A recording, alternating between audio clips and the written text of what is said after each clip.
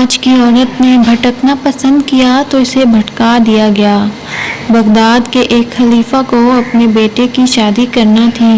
انہوں نے پورے شہر میں اعلان کروا دیا کہ جس گھر میں جوان لڑکی ہے اور قرآن کی حافظہ ہے وہ اپنے گھر کی کھڑکی میں رات کو ایک شمع روشن کر دے۔ اس رات پورے شہر کی کھڑکیوں میں شمعیں روشن تھیں۔ ان کے لیے فیصلہ کرنا مشکل ہو گیا۔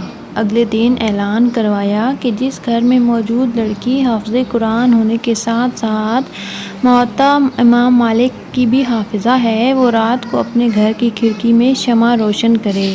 اور اس رات بھی آدھے سے زیادہ شہر کی کھڑکیوں پہ شمعیں روشن تھیں۔ کتنا حسین منظر ہوگا۔ ہر گھر پہ روشن شمع صرف روشنی کی نوید نہیں دیتی بلکہ بتا رہی تھی کہ اسلام کا مستقبل بھی روشن ہے۔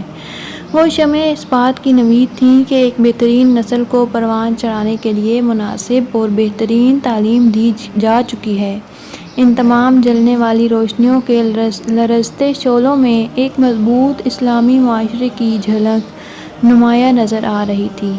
آج اگر ایسا اعلان کیا جائے تو بہت کم گھروں میں شمعیں روشن ہوں گی اور اگر دوسرے اعلان والی شرط ساتھ رکھ دی جائے تو یقیناً پورا شہر ہی تاریک ہوگا۔ پتہ ہے ایسا کیوں ہوا؟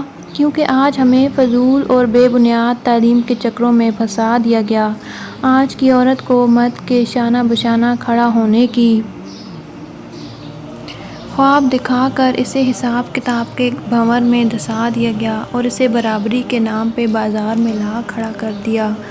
یاد رکھنا، آزادی اور خود مختاری عورت کے نام پہ عورت کو بہادر دکھایا گیا مگر آج کی عورت سب سے زیادہ پستی کی طرف دھکیلی گئی۔ جتنی آزادی کے نام پہ چار دیواری اور رشتوں سے بغاوت دکھائی گئی اتنی ہی عورت کی معاشرے میں عزت کم ہوتی گئی۔ آج کی عورت کو ایک مضبوط کردار کی حامل نسل کی تربیت اور ایک اسلامی معاشرے کی بنیاد میں اہم کردار ادا کرنے جیسے مقصد سے بھٹکا دیا گیا۔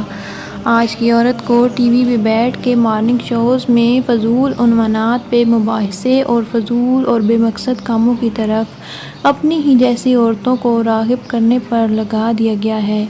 آج کی عورت کو انعامی مقابلوں میں چینہ جپٹی کر کے 2 ٹکے کے تحفے حاصل کرنے پر لگا دیا گیا۔